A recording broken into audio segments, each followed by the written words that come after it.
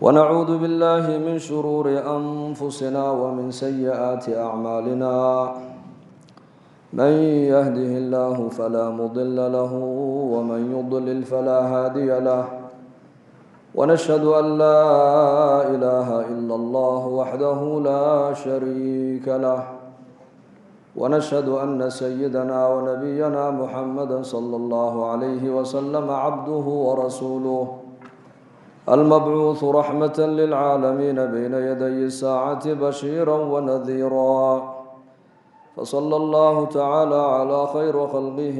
محمد وعلى آله وصحبه وسلم تسليما كثيرا أما بعد فأعوذ بالله من الشيطان الرجيم ما كان محمد أبا أحد من رجالكم ولكن رسول الله وخاتم النبيين وكان رسول الله وخاتم النبيين وكان الله بكل شيء عليما وقال النبي صلى الله عليه وآله وصحبه وسلم المؤمن الذي يخالط الناس ويصبر على أذاهم أفضل من المؤمن الذي لا يخالط الناس ولا يصبر على أذاهم أو كما قال صلى الله عليه وآله وصحبه وسلم الحمد لله إلهي بان كو حمدنا إنك سو قيب قليي صلاة مغرب إن جمع الله سو حاضرنا kadibna ilaahay wuxuu noo idmay inaan fadhiisano masaajidka dhexdiisa oo majliskan aan diinteena macaan isku baraarujinayno aan ka wada qayb galno mathalu jalisi salih wa jalisi su ka hamil al-miski wa nafikh al-kir nabigu sallallahu alayhi wa sallam hadith macniisuha wuxuu yiri majliska wanaagsan ee ilaahay loogu dhawaanayo ee ilaahay ku dhaweynaya ee diinta ilaahay lagu baranayo ee aakhirada la isku baraarujinayo iyo majliska xun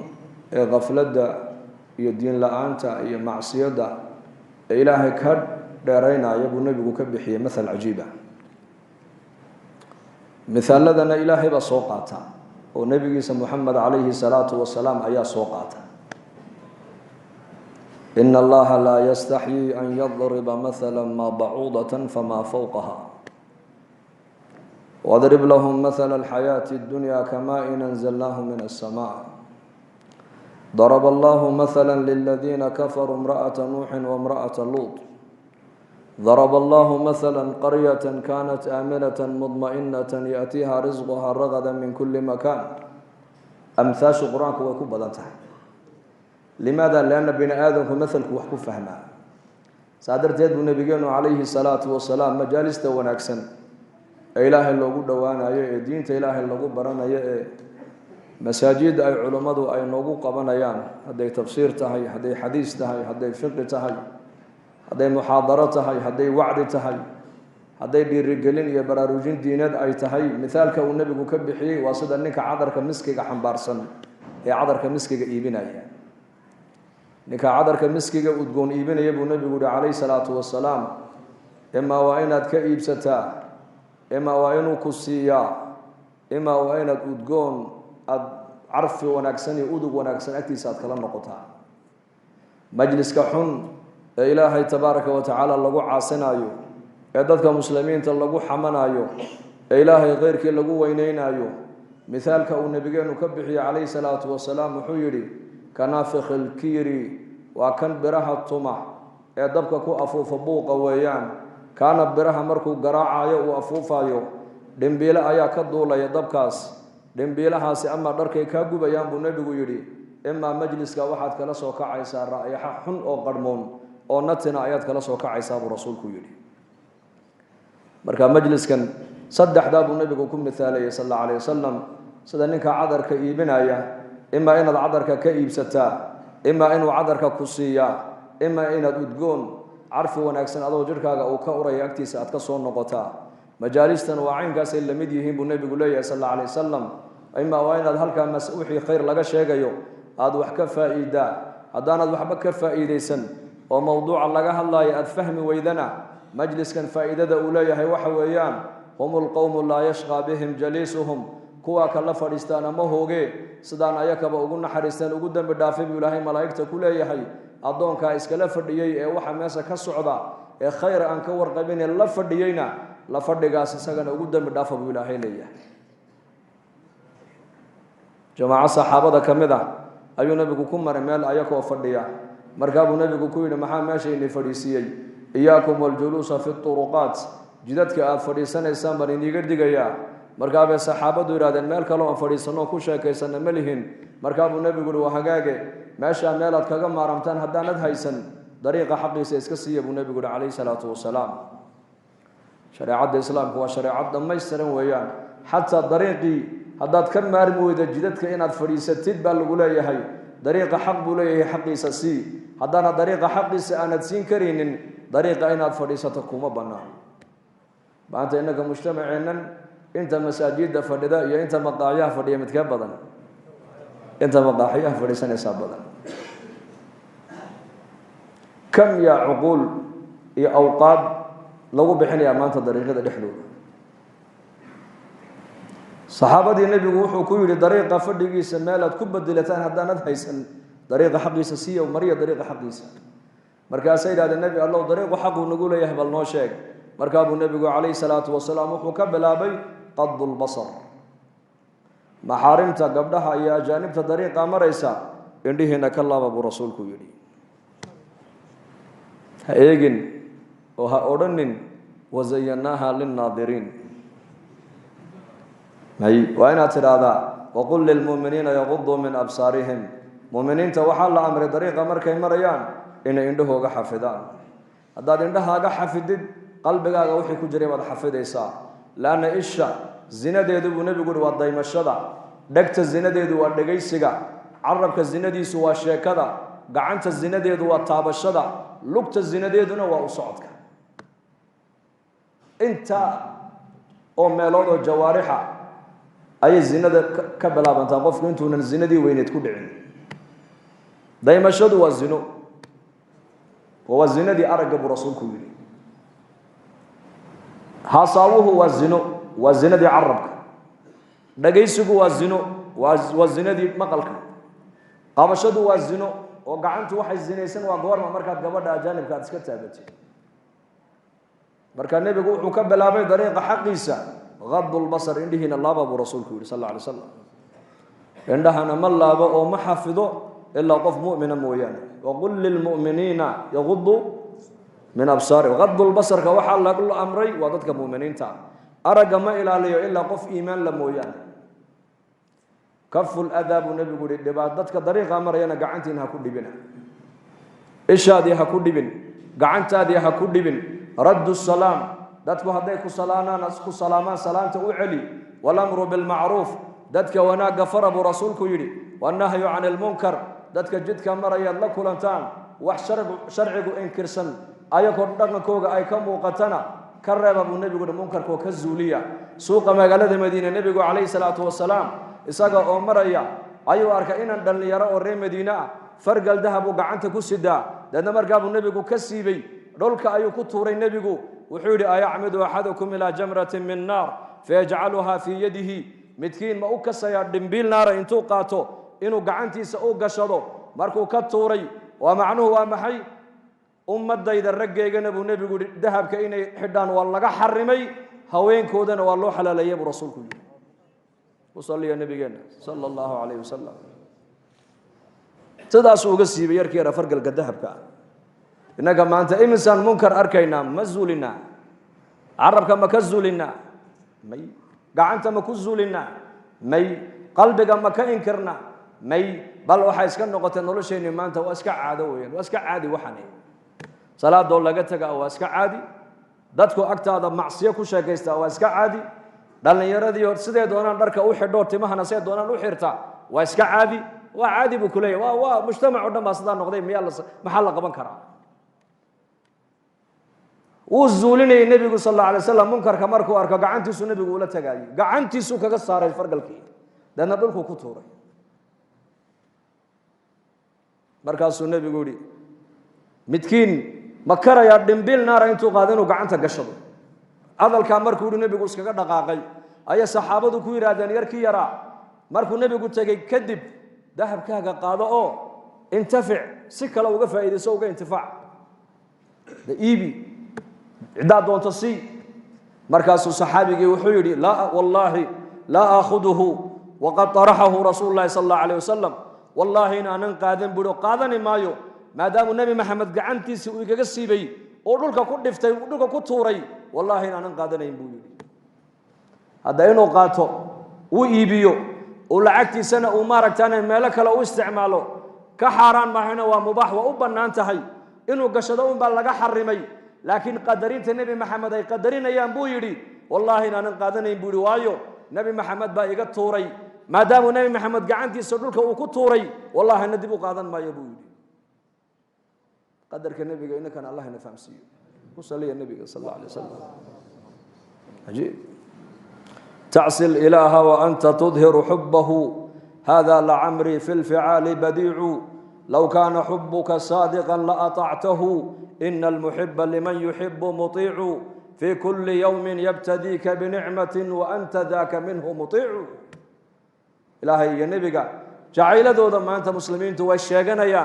وعرب كان كأشهادنا لكن أفعاشنا هدي الله إيغو وأفعاشنا وخلاف سنتحي kitaabka ilaahayna way khilaafsan tahay sunnadii nebigana way khilaafsan tahay marka jacaylada aan sheegayna waa jacaylo beenbeena haddaad nebi maxamed jeceshahay waad adeeci lahayd ninba ninkuu jecel yahay buu adeecaaye qisad ku saabsan ninkii jacaylkiisa aad looga sheekayn jiray qays iyo leylo dhex martay ninkii markaa qays ayaa jacaylkii leylo ayuu u waashay daraaddeed markaasuu derbiyada iska seexan jiray maalin maalmaha ka mid a waxaa la arkay isagoo jidaar dhudhunkanaya gidaar derbi buu dhudhunkanaya markaasaa lagu yidhi war qaysow maanta waalidaadima waxay kuu geysay derbiga inaad dhunkatid markaasuu yidhi uqabilu daljidaari wadaljidaar wuxuu yidhi jidaarkan aan dhunkanayo isaga maaha waxaan u jeedoon dhunkanaye gidaarkan gadaashiisa leyle ayaa degan oo jacaylkii leylaan u dhunkanayaa buu yidhi maalin kalaa la arkay isagoo ay haystoo dhudhunkanaya war aygana maanta maxaa kugu saliday wuxuu yidhi aqalkii leyla ay ku jirto ka soo baxay yuu ka soo baxay maxabadu eeg haddaan ilaahay jecel lahay oo nebigiisa aan jecel lahay sal alla alay wasalam mujtamaceenna iyo dadkeenna iyo dalkeenna haddii salaada la adimo magaalada intoo baabuurada la joojiyo oo basaska la joojiyo oo maqaayadaha la xidho oo dukaanada la xidho ayay masaajidu camirmi lahayd masaajiduna inama qaadeene bal waa laysa sugi lahay oo la odhan lahaa annaguna han tukana jamacii miskiidkii buu naga buuxiye ka soo dareere baa la odhan lahaa salaada jamaca dama ha ku xidhan lahay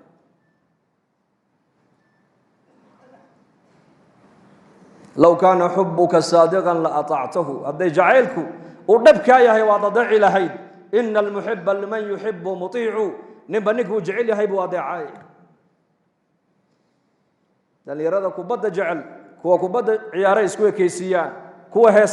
heesaha jecel kuwa fanaaniinta la yidhaahba isku ekaysiiyaan kuwa siyaasadda jecel siyaasiyiinta isku ekaysiiyaan kuwii nebi maxamed jecel nebi maxamed bay isku ekaysiinayaan magaalada madiina ayuu nebigu soo galay calayhi salaatu wasalaam wuxuu arkay madiina yahuuddii la deganayd ansaar oo maalinta cashuuro la yidhaah soomaysa waa 10 muxaram weeyaan markaa buu nebigu ku yidhi waa maxay yahuuddu maalinkan ay soomayso markaasaa la waa maalintii ilaahay nebi muuse uu ka badbaadiyey waa maalintii nebi muuse iyo reer bani israa'iil ilaahay jalla wacala uu badda u dilaaciyey ee dariiqa ilaahay uga jeexay badda ee laga badbaadiyey halaaga ee cadowgoogii fircoonna la halaagay weeyaan nebi muuse soomay calayhi salaam annaguna waxaan u soomaynaa shukri iyo mahadnaq baan u soomaynaa oo waa diintayadii iyo nebigeygii baan ku dayanaynaa markaasuu nebigu saxaabadiisii ku yidhi annakaa uga xaqle muuse sooma cashuuraa kal dambe haddaan gaadhana sagaalaadkan ku dari buu rasuulku yidhi yahuudda muxuu nebigu ku khilaafay caadaadkii kuma khilaafin bal wuxuu ku khilaafay cibaadaadkii buu ku khilaafay mujtamaca muslimiintana maanta caalamka meeshay doonaanba ha joogaane dhallinyaradeenna mujtamaceennu inta badan waxayna saameeyey waa reer galbeedka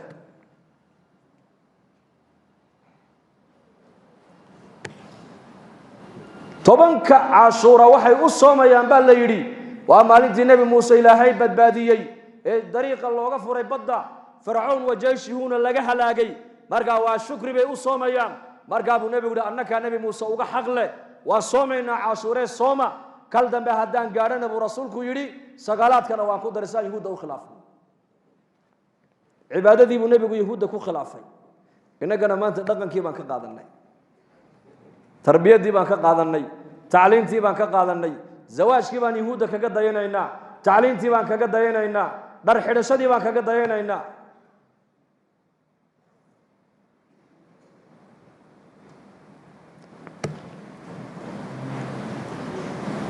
marka saxaabigii dahabkii nebigu uu ka tuuray inuu qaato uu iska diiday limaada waxuu garanayaa nebi maxamed qadarkiisa sal allahu alayh wasalam waa jiilkaasi qarn alawal waa waxaan lagu gaadhi karayn bay kamid tahay arrimahaasi inay gartaan nebi maxamed qadarkiisa calayhi salaatu wasalaam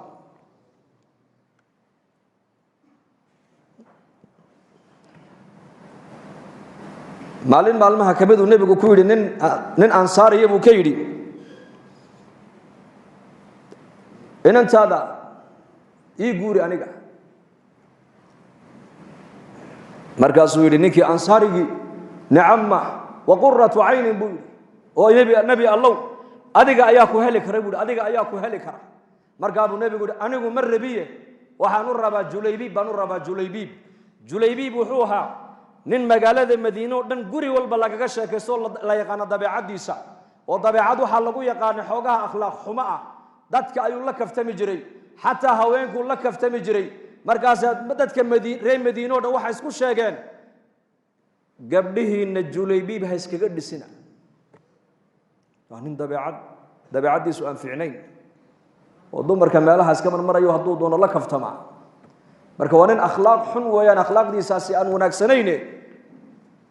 waa lagu sheekaysanayaa madiine o dhan baa ku sheekaysanaysa waa ninkaa ninkuu nebigu leeyahay ninkii reer madiina inantaadii aniga isii markaasuu saxaabigii yidhi nebi allow adiga ma inantayda ayaaba kuu heli kara haddaad adigu tidhi isii waaba nicmad ilaahay aniga isiiyo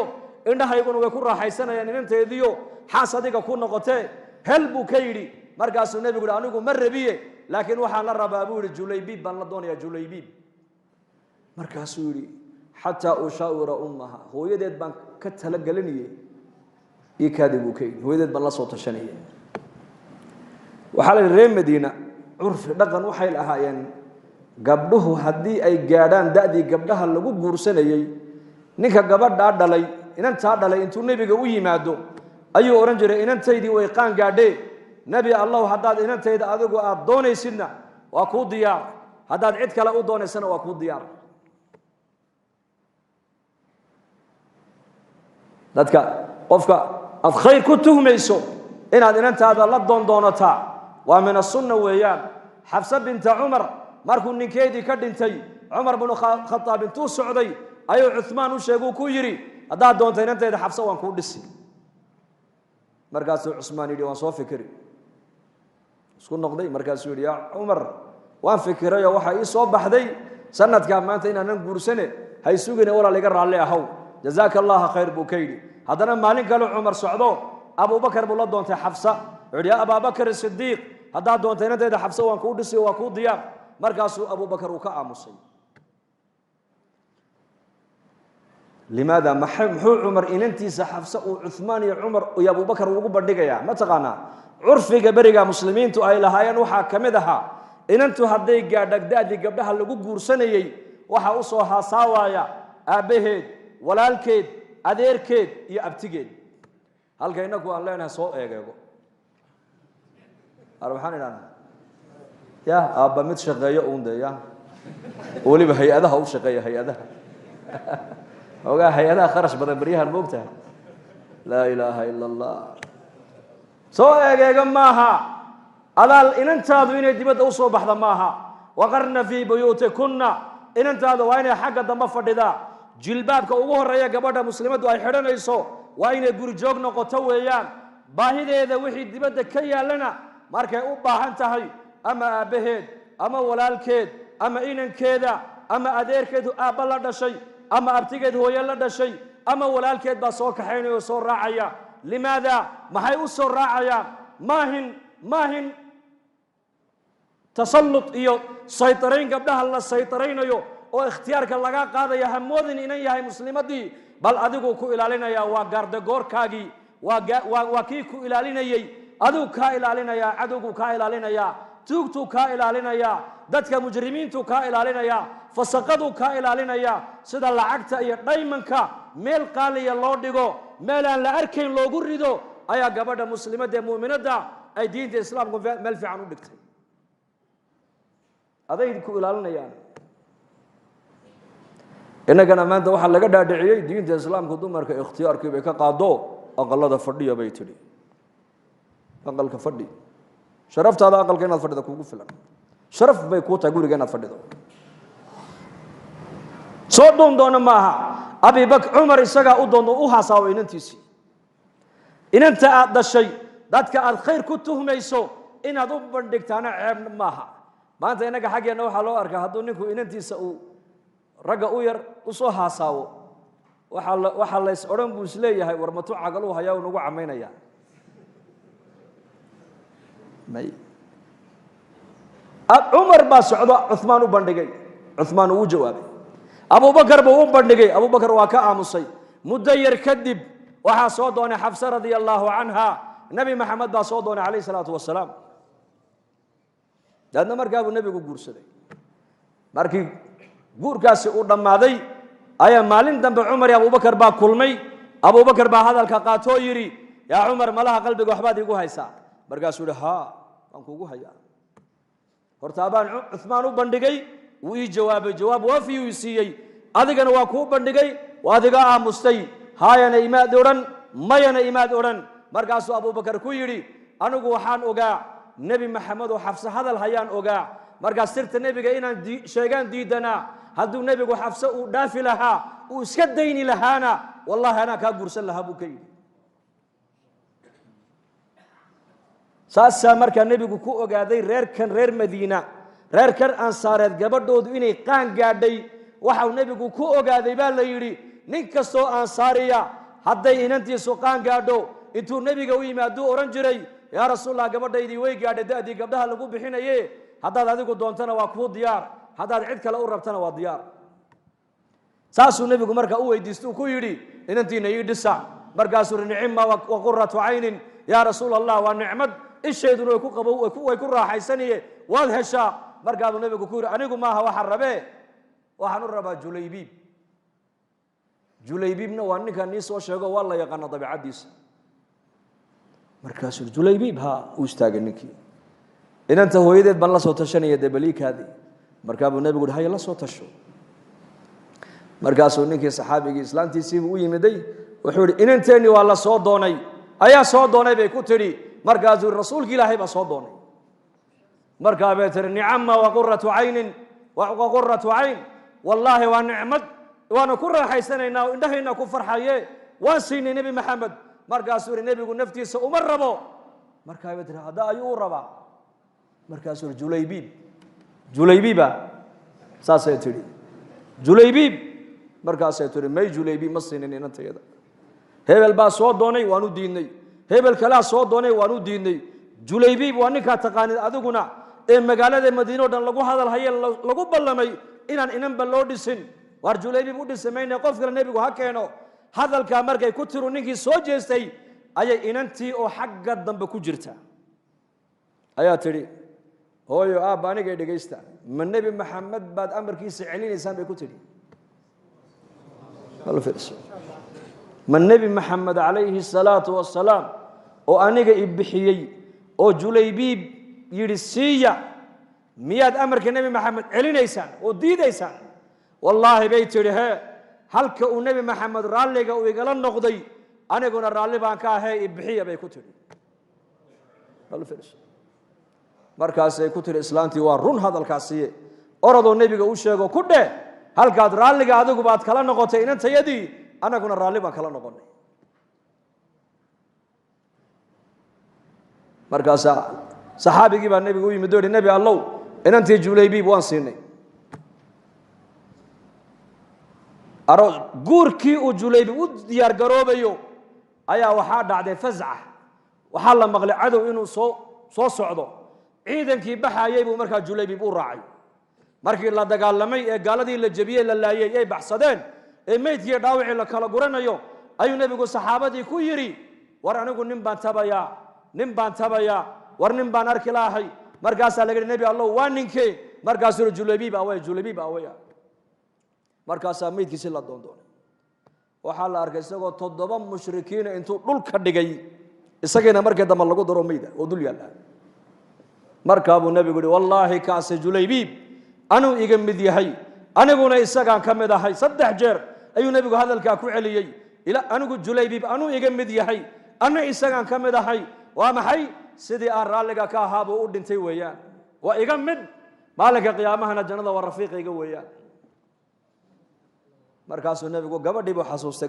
gabadhii cajiibka ahayd markaasuu ilaahu gabadhaas ilaahu arsaaqada sida roobka ilaahu kaga dhig khayrka ilaahu sida roobka kaga dhig maciishadan ilaahu ciriiri weligeed ha ka gelin buu rasuulku yidhi gabadh carmala oo ka baraka badan oo ka xoolo badan bay yidhahdeen asxaabadu nama soo marin gabadha mooyaane laana ducadii nabigeena ku dhacday sallallahu alayhi wasallam marka nabiga calayhi salaatu wasalaam qadarkiisay garanayaan qiimihiisay garanayaan nabiga calayhi salaatu wasalaam ayaa suuqa madiina isagoo maraya nin wuxuu arkay awr iibinaya markaasuu nabigu yiri awrka maad iibinaysaa ha imisa inta way heshiiyeen markaa buu nabigu ku yiri soo raac awrka lacagtiisii baan ku siinayay waa nin reer baadiya ma garanay nabiga sallallahu alayhi wasallam magaalada madiina wuxuu soo galay awrka inuu iibiyo hogaankii buu hayaa rasuulku daba socda markaa buu nabigu degdegay maadaama nabigu xaq lagu leeyahay wuxuu doonayaa inuu ninkan hore lacagtiisa u siiyo ninkii reer baadiyana aayar buu u socdaa maadaama safar ka soo galuu soo daalay aayar buu u socdaa oo daba bildhaansanaya markaa buu nabigu soo daymooday wuxuu arkay ninkii oo nin kale la taagan oo awrkii ka iibinayo markaa buu nabigu soo noqday wuxuu arkay ninkii oo lacag loo tirinayaba markaasuu nabigu ku yidhi war xagee soonigii kala iibsanay ma ninkii reer baadiya yidhi gamaad iibsan markaa buu nabigu waan heshiinay tamma albayc qiimihiina waan ka wada hadallo waan isla afgaranay waxaad hadda ila socotay kaliya inaan lacagtiisa ku soo siiyo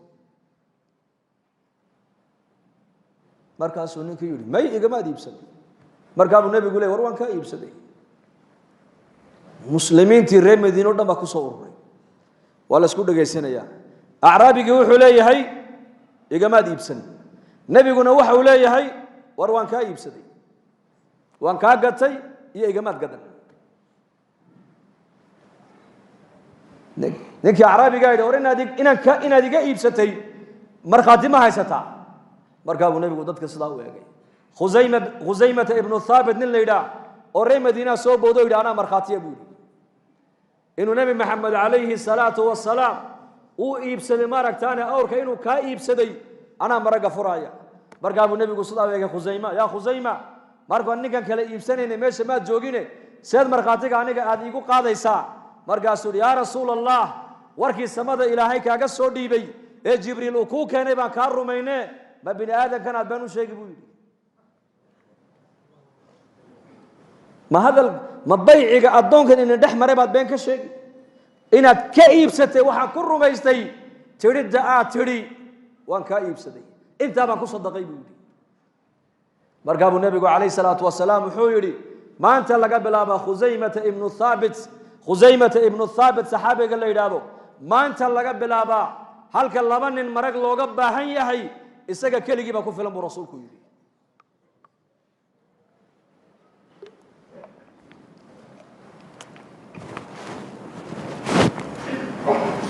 markiiba nabigu calayhi salaatu wasalaam wuxuu siiyey shahaado ayuu siiyey shahaadatu khusayma tacdilu bishahaadati rajulayn 2 nin halka marag looga baahan yahay khusayma keligii baa ku filan buu nabigu yidhi calayhi salaatu wasalaam leanna saxaabadu waxay garanayaan nebi maxamed qadarkiisa mar haddii ay maqlaan ilaahay baa sidaa yidhi oo nebi maxamed baa sidaa yidhi boqolkii boqol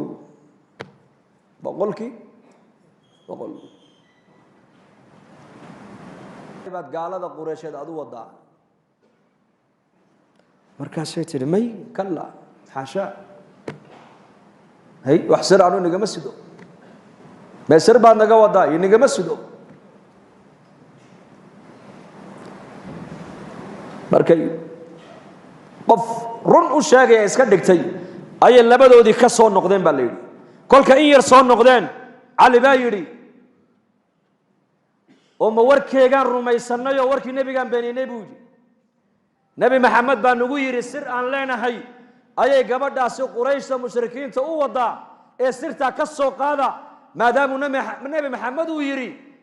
ma warkeegii intaan rumaynay ayaan warkii nabigana been ka soo qaadnaa buu yiri soona ka halaagsanay ma haddaan sidaa ku noqono cali baa ku soo noqday oo ku dhiiradoo yiri sirta aad naga wadid nabi maxamed baa ku sheegay haddaad sirta halkaas soo dhigi weydid gacmahayga kula iman buu ka yiri markay aragtay labadan dhiiranaanta ka muuqata iyo sida khabarka nabi maxamed uu soo sheegay boqolkii boqol ay u rumaysan yihiin ayay tiri ii kaadiya haddaba intay sii jeesatay mara timihii intay furtay timihii tadcana ayaa warqad inta alle ka soo saartay warqadii bay nabiga u keenay sallallahu alayhi wasallam ya rasuulullah waa tan gabadha sirtay waday warqada ninkii qoray masaajidka nabigu dhex fadhiya xalaqadu dhageysanaya waa la furay waa la akhriyay risaaladani waxay ka socotaa xaatib ibn abi balta'a waxay ku socotaa quraysh bay ku socotaa waxa ka waramay marka uu quraysh uga waramaya sirtii nabi maxamed sirtii ciidanka dawladda islaamka sirteedii buu gudbiyay markaasuu nabigu sallallahu alayhi wasallam midabkiisa beddelmay rasuulka halkan umar baa joogo markiiba kacoo yiri ya rasuulallah ninkan munaafiqay nagu jira ee sirteeni gaalada u sheegayay ana qoorta ka goynayay ugu fasax buu ka yiri markaa uu nabigu umar u kaadi degdegina ya xaatib labbayk ya rasuulallah saasuu leeyahay labbayk ya rasuulallah sarakac buu ka yiri ustaag sirteena inaad gaalada u sheegtay maxaa kugu ajburay bal sheeg buu ka yiri wuxuu ya rasuulallah waan sheegay runtana waan sheegay buu yiri raga muhaajiriinta reerahoogii ubadkoogii makay kaga yimaadeen nin walba qabiilkiisii baa maka u difaacaya ubadkiisii iyo reerkiisii iyo hantidii maka uu ku lahaa reerkiisii baa u difaacaya aniga magaalada maka degaankayga ma aha ubadkayga iyo reerkayga baa quraysh kaga dhaximiday haddii waxaan is idhi haddaad intaa yaroo sir ah aad gaalada u sheegto qurayshta waxay is odhanayaan xaatib inninkuu inaga mid yahay reerkiisa daranyada uga dhaba intaasun baan uga jeeday bas inay ubadkayga iyo reerkayga ii badbaadiyaan oo ii nabadgeliyaan baan uga dan lahaaye gaalnimo igama ah munaafiqnimona igama ah bal waxaan ahay muumin baan ahay nabi allow sirtaada sababtaan u sheegayna taasun baa igu kaliftay bas inay reerkayga la ii nabadgeliyo oy quraysh igu xisaabtamaan ay yidhaahdaan ninkaasi annagu meesha noo joogaayo reerkiisa daranyada uga dhaba oo ha ka dhibaataysanin ha ka dhibina markaa buu nabigu aamusay sallallahu alayhi wasallam ila ninkani dambi weyn buu galay sirtii dawladda islaamku gaalada u gudbiyay markaasaa nabigu aamusay isla markii nabigu halkii fadhiya ayaa fi suurati awaa'il suurati al-mumtahin ya ayuha alladhina aamanu la tattakhiduu caduwii wa caduwakum awliyaa tulquuna ilayhim bilmawaddah ila aakhir al-aayah suuradda awalkeega aayadaha ugu horeeya ayaa ilaahay tabaaraka wa tacaala wuxuu ku cadeeyay inuu ninkani xaatib uu ka mid yahay duulka muuminiinta ilaahay nabiga rumaysan inuu ka mid yahay buu ilaahay cadeeyay iimaankiisii baa ilaahay cadeeyay iimaan baa loo markhaati furay inuu muumin yahay markaasaa looga digoo la yidhi kaa isagoo keliya maahine bal muuminiinta oo dhan waxaa la amrayaa inay gaalada maadaama gaaladu ay yihiin cadowgoogii iyo cadowgii ilaahay cadowgii rasuulka inaysan awliya ka dhigan iyo asxaab ka dhigan oo ay saaxiiba ka dhigan maanta laga bilaaba markaa buu nabigu cumar buu eegay yaa cumar xaatib waa kaasoo qur-aankii baa ilaahay tabaaraka wa tacaala ku shaafiyey oo qur-aankii baa caddeeyey iimaankiisa dembiga u galayna inuu dib dambe ugu noqonna waa looga digay laakiin cumarow waxaad ogeyn ahlalbadri buu ahaa ninkani waa reer beder waa 313 nin ee dagaalka badarigala qayb gashay weeyaan أهل البدر إنما تقانا درجة دودا وحال يا أهل بدر افعلوا ما شئتم فقد غفر لكم يا أهل بدر waxaad doontaan ba sameeya iniga dambigiinni waa la dhaafay waxaad doontaan sameeya macnuhu maahin dunuubta ku dhaca maaha ninka badriga hadduu gafana baa la yidhi uu dembi ka dhacana su'ul khaatimo ku dhimani maaye xusnul khaatima iyo ku dhiman doona marka u dambaysa laana maalintaasaa ilaahay aqbalay maalintii tirada muslimiintu ay yarayd ee gaaladuna ay soo duuleen iyagoona dagaal ku talagelin ayuu nebigu u saaray macrakatu badr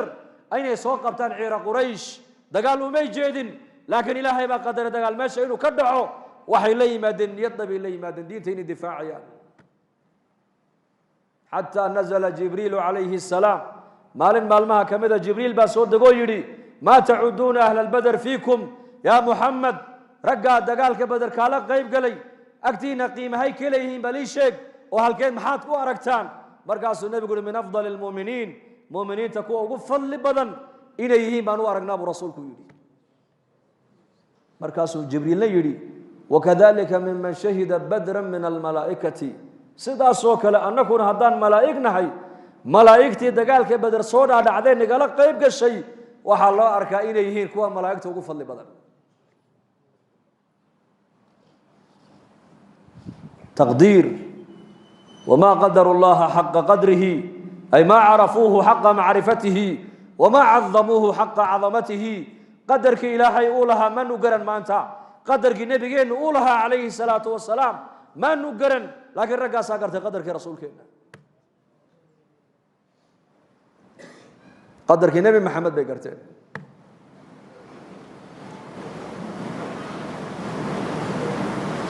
مكانة دي سي بيقرتين وصلاني بدأ نبي كلها حجامة توبين بو نبي قصتوبة مالين تشتدن بديكي نبي قال لك بوحيي عبد الله بن الزبير بن نبي قوي أول مولود في المدينة المنورة ويان زبير بن عوام بعد لي هو يدين وأسماء بنت أبي بكر عبد الله بن الزبير بن نبي قوي ديك يغاد مالا عندك أركن كسو آس حلو دي بي ديجي كبح جرك نبي محمد بالله دي بول الصواص صلى الله عليه وآله وسلم مركاسو dadki intuu iska eego meel cidna kolku wala baxay ayuu soo tartiibiyay tartiibta ma fahmaysan ya uu soo noqday hay abdullah ibn zubayr dhiigaygii halkaad ku soo qarisay bal ii sheeg markaasuu meel wax qarisa meesha ugu qarsoodi fiican ma ku soo qariyay buu markaasuu halkee markaasuu calooshayday buu waan cabay buu dhiigaagii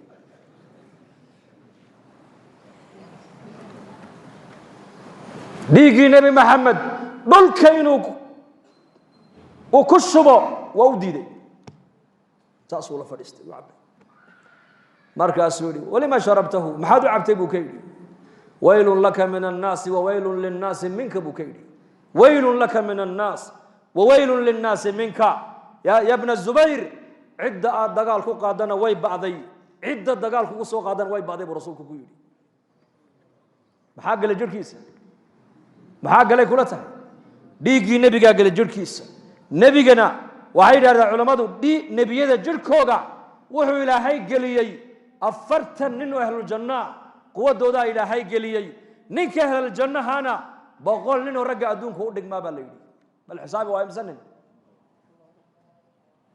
40 nin oo ahluljanna quwadoodii baa la siiyey nebiga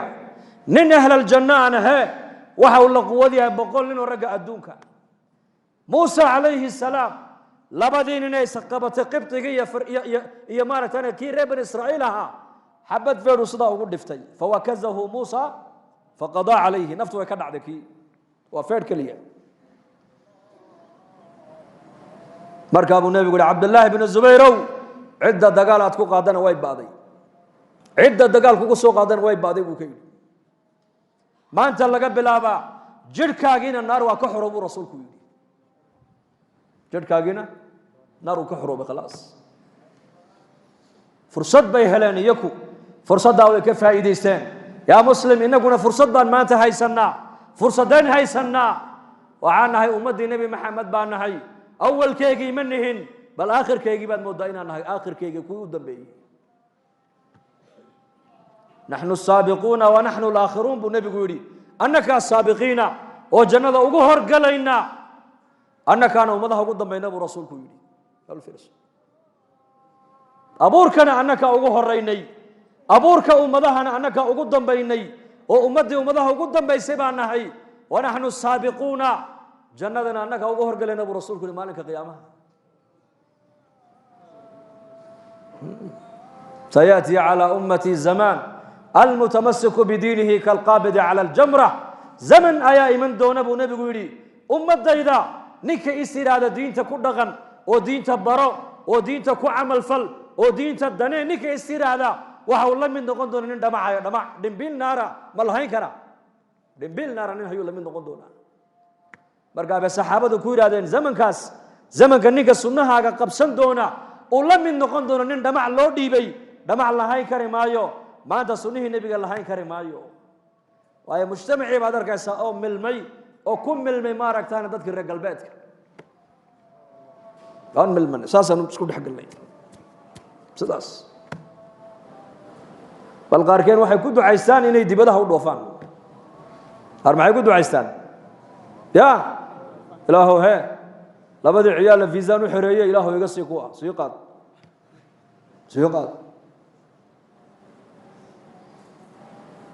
فارسكساس أسكت حق الله ما أنت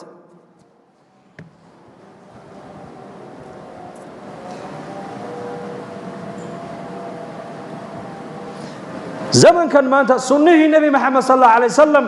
هذا ترى أنا يا أبد كي غير كجوا كودك ماينا مجتمعي كلا كغالبا مركز الصحابة دورادين زمن كاس نك الدين تقب صدق كوات كذا أجر جيس بالنوشك مركز كنتن 50 رجلا كنتن أجر كوجا إلى هاي أقرب رسولك كيدي نصحابي أسرك عيدي من كنتن أنك مسوا كنتن إياك ما كنتن إنك أبو كل رسول كنتن قرنينا ما تجوتن أجر كود بقادن دونا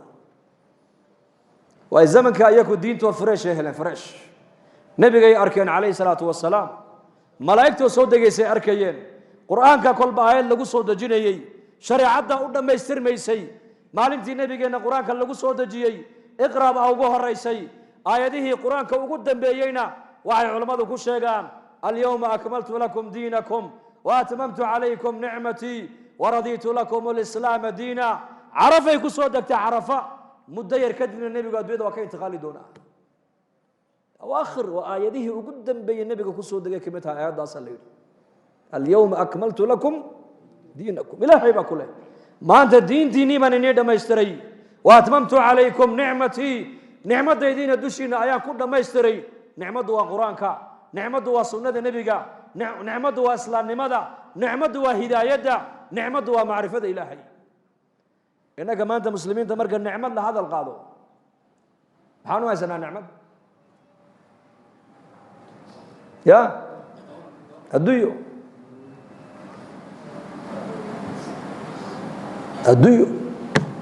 نعمة الديو دي والنعمة مؤمنك الديو دي سحلاش هو النعمة لكن وحاد وقالت أيضا النعمة هدنا وافدنا الديو دي وأما بنعمة ربك فحدث إمام قاضي عياد كتاب الشفاء في تعريف حقوق المصطفى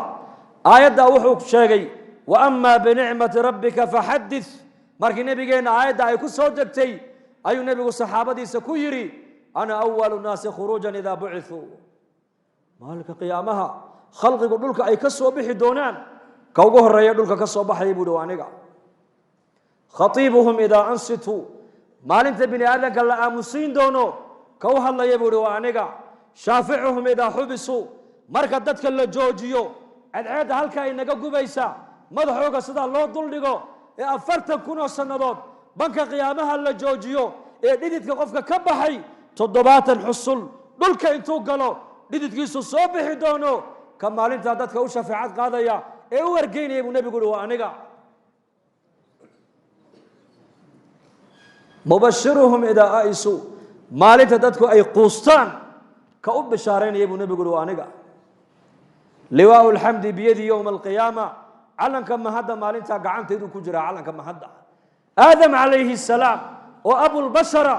ibraahim alkhaliil calayhi salaam oo nebi ibraahim aad garanaysaan abulambiyaa labadoodaaba ka soo qaad buu nebigu yidhi maalinka qiyaamaha calankayga hoos joogsanayaan buuhi calankaygaas walaalayaal nebigeenna moxamed calayhi salaatu wasalaam han garana qadarkiisa oo awlaaddeenna han barno maxabada nebigeenna ciyaalkeenna han barno oo inakuna maxabada nebigeenna han baranno oo salligiisa han badinno oo sunnihiisa han qaadanno waad maqlaysaa maanta zamankan dad badan oo muslimiina in yar haddii laga cadhaysiiyo qaar diintay caayayaan qaar malaa'igtay caayayaan qaar ilaahay abuuray bay afka ku taagayaan qaar nebi maxamed calayhi salaatu wasalaam ayay darajadiisa iyo maaragtaanay ceeb u lahayn bay ku sheegayaan wallaahi suma wallah maalin maalmaha ka mida masaajidkii nebigeenna nin munaafiqa intuu asxaabta sidaa u eegay qaswad baa lagu jiray qaswad ayuu yidhi saas u eegay saxaabadii kuwa qur-aan akhrinaya buu arkay yaa macshar alquraa buu ka yidhi war ururkiinan qur-aan akhriska badan lahow marka cuntada la cunayna maxay niga cantuugo weyn oo niga cir weyn marka dagaalka la galana maxay niga fulaysan buu ka yidhi intaasuu yidhi bas la soco marka dagaal la galayana maxay niga fulaysan marka cuntada la cunayana maxay niga cantuugo weyn oo niga cir weyn saxaabi baa hadalkaa maqlay lacalahu cumar inuu ahaa markii buu nebiga u sheegay markii ninkii munaafiqii wuxuu yidhi dee maxaad nebiga iigu diri buu ka yidhi waan kaftamaynay uuni waa iska yar baashaalaynayo waana soo daallayo hadalka sheegada waa lagu yar nastaaye markaa buu nebigu bedelmay qur'aanka ilaahay soo dejiyey qul abillaahi wa aayaatihi wa rasuulihi kuntum tastahzi'uun laa tactadiruu qad kafartum bacda iimaanikum qul waxaad ku tidhaahdaa ma ilaahay iyo aayaadkiisa qur'aaniga iyo rasuulkiisa ayaad ahaydeen kuwa ku dheeldheele ku jeesjeesa cudurdaarkaasi niga soconi maayo baa lagu yidhi waad gaalowdeen baa lagu yidhi waad gaalowdeen yaa macshar alquraa ereygu ku gaaloobay bal u fiirso kuwiinan ururkiinan qur-aan akhriska badan lahow marka la dagaalamayna maxay niga fulaysan marka cunto la cunayna maxay niga cir weyn labadaa kelmadood oo jeesjees uu u yidhi ayaa ilaahay caddeeyey ninkaas inuu gaaloobay khalaas ka ilaahay afka ku taagayna ka warran ka nebi maxamed afka ku taagana ka warran halkuu ka soo galaya diinta islaamka markaas ma carafnaahu liwaau lxamdi biyadii banka qiyaama buu nebi maxamed leeyahay calanka mahadda maalinta ana hayo anaan lay hoos jooga waa maalintee waa maalinta khalqigu ciirciirayaan aadan bay u tegayaan noo shafeecad qaad dhibtan anaa iniigu wacan buu leeyahay jannadii dembigii aan galaad kaga soo baxdeen anigu ma lihi ordoo kayrkay u taga ergada anu maanta ma lihi nuux bay u tegayaan nuux waxa uu leeyahay adduunka dusheedii anigu ducadaydii waa aniga ummaddeeda ku habaaray ducadeyda maanta la aqbali maaye ibraahim alkhaliil u taga ibraahim baa loo imanayaa 3 been baan adduunyada ku sheegee tii in laygu qabtaan ka baqayaaye ordoo kayrkay u taga muusa loo imanayaa muusena wuxuu leeyahay anuu qof bini aadanaan dilay buu leeyahay ciisa bna maryam baa loo iman ciise cudurdaar sheegan maayo laakiin wuxuu leeyahay anigu ma lihi maanta markaasuu nebi maxamed uu yidhi anaa la iman doonaa yaa loo tegi doonaa banka qiyaama yowma aljamci laa rayba fiihi yowma ataqaabun yowmaidin tucraduun ina yowma alfasli kana miiqaata yowma yunfaku fi الsuuri fata'tuuna afwaaja wafutixat الsamaau fakanat abwaaba وسيرت الجبال فكانت سرابا إن جهنم كانت مرصادا للطاغين مآبا لابثين فيها أحقابا لا يذوقون فيها بردا ولا شرابا إلا حميما وغساقا جزاء وفاقا إنهم كانوا لا يرجون حسابا مالك أسوين مالك تدبات دويت الله مالك أسنبي محمد لو تقي وليه أنا لها أنا لها أنا لها كدعاء صلى الله عليه وسلم كبريديس الله أقبله وأنجا كشفاعتيس الله أقبله وأنجا حديث كلا نبينا وكيلها نبي كستي إلهي أدوية دوشيدا duca la aqbala ilaahay siiyey nebi walba ducadiisii adduunyadu ku soo isticmaalay aniguna ducadaydii maalinka qiyaamahan khalqiga u dhigtaan ku anfici doonaa buu rasuulku yidhi ku salliya nabigeena sala allahu calayhi waaalihi wasaxbihi wasalam maalinkaasuu nebi maxamed ina xasuusanayaa inaguna maanta sunnihiisii baan ilownay dhaqankiisii baan ilownay shareecadiisii baan ilownay bal nebigoo lagu daydo dhallinyartu waxay u arkaan inay tahay dib u socodnimo maxay u arkaan mutaakhir rajciyun dib u socod dib u noqod bay u arkaan may inaad adu hore u socoto iyo inaad dib u socoto waa la kala arki doonaa fasawfa taraa ida inkashafa algubaaru afarasun taxta rijlika am ximaaru saddex dhallinyaroo mutacalimiina oo dhallinyarta jaamacadaha dhigta ayaa oday doon wata oo dadka badaha ka shaqaysta oo naakuuda ayay ku yidhahdeen maanta doontaada naga kire badweynta noo dhaadhici oo maxaa tihiin sayaaxiin dalxiistayaal baan nahay waa maal markay doontii ku heshiiyeen ay fuuleen doontu berigaa waa tii ku socon jirtay qorigii dabaylaha sharaaca lagu wadi jiray xagga dabaysha loo weecin jiray reer berberiya yaqaana iyo reer jabuuti iyo dooniyaha daadna markaa saddexdii dhallinyartii odaygii bay wareysteen ay ku yidhaahdeen adeer kani waa baylood kanna waa injineer kanna waa dhakhtar adigoo laakiin yaraantaadii maxaad baratay markaasuu anigu sida loo dabbaashaa bartay buui way ku qosqosleen oo waxay ku yidhaahdeen dayacta nisfa cumrak waxaasi ma tacliimba yaraantaadii waa iskaga soo ciyaartay adigu y markaasuu la yaabay siday ugu jeesjeeseen kan waa baylood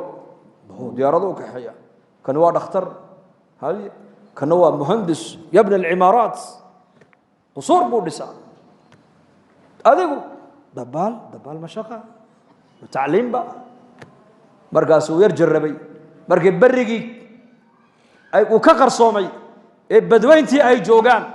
ayaa baddu way kacday markaa way kacday baddu sidaasay u sabaysay markaasuu odaygii indho kale yeesho ushii buu iska dhigayo markaa biyikii ku soo jeesto wuxuu yidhi doontu gacantayda kuma jirto hal mar saddexdii dhallinyaradii maxaa bedelmay nin dhallinyaro ah oo noloshii hadda ay u bilaabmayso jaamacaddii ka soo qalin jebiyey oo badweyntii isagoo maraya la yidhi markabku u qarriqmay bal ka warran markaas hal mar keliya dhallinyaradii wejigii baa bedelmay ilintii baa ka daadatay way qayliyeen markaasuu ku yidhi markaan nigu idhi yaraantaydii dabbaasha ayaan bartay haddaad igu tiraahdeen cimrigaagii yaraanta waad soo dayacday anna waxaan ilaahay maanta cimrigiinnii baad dayacdeene adigana beeloodnimada ku bax adna injineernimadii ha ku badbaadiso adna dhakhtarnimadii ku badbaad anugoo dabbaashaydii baan bilaabayaa buu yidhi waa miaal yani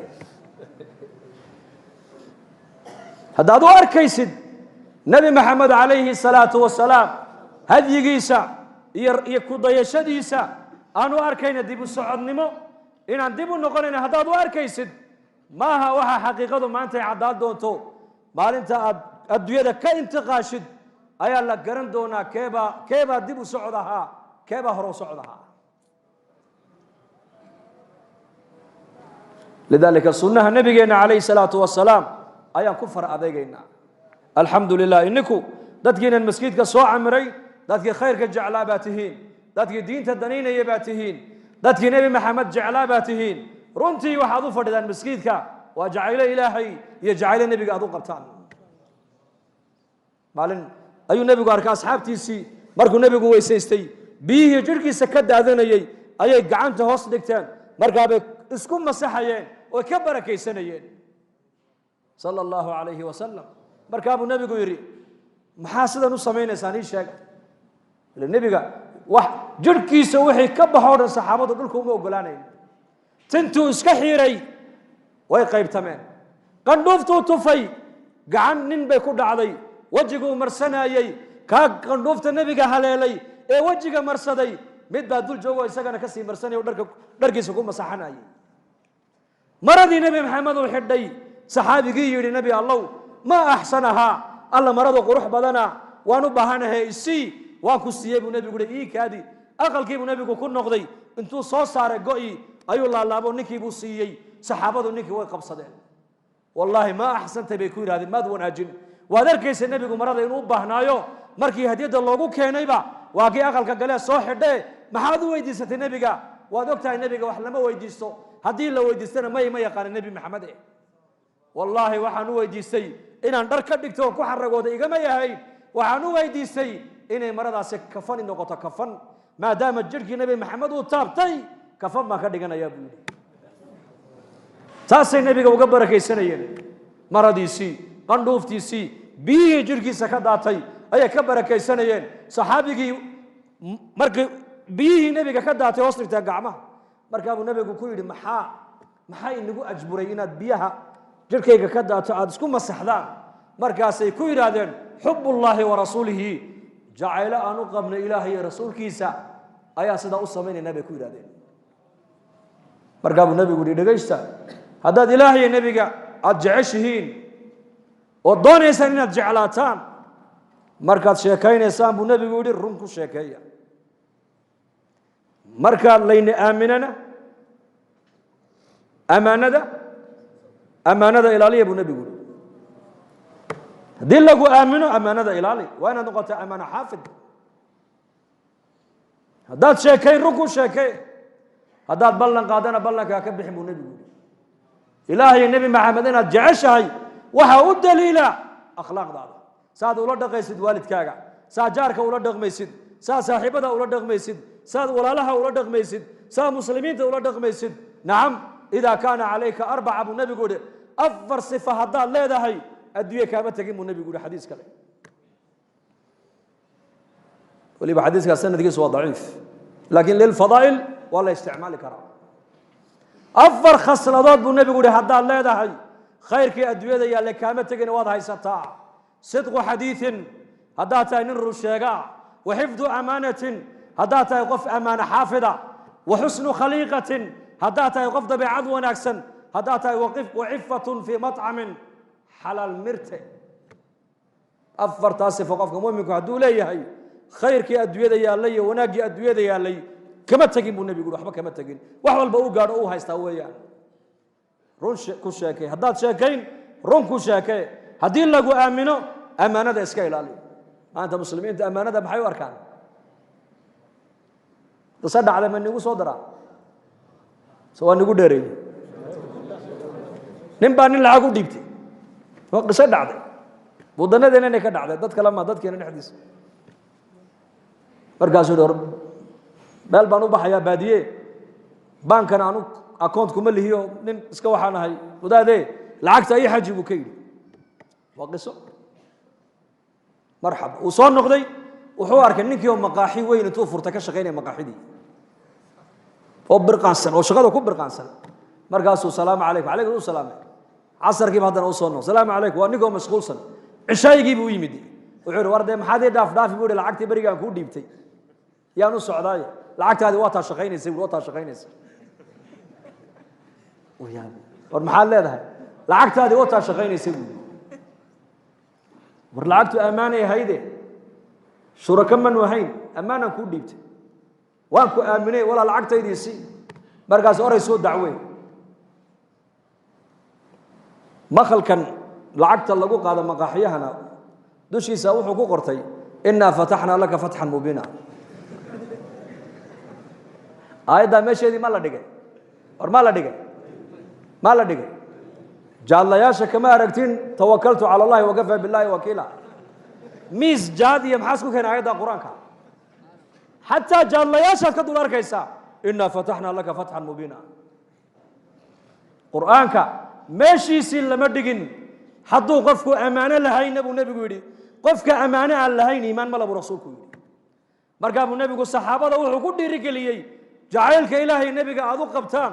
wuxuu ku noqonayaa dhab maynii sheegaa markaad sheekaynaysaa run ku sheekeeya markaad ammaano laynii dhiibtana ammaanada xafida haddaad ballan qaadana ballanka buuxiya buu rasuulku yidhi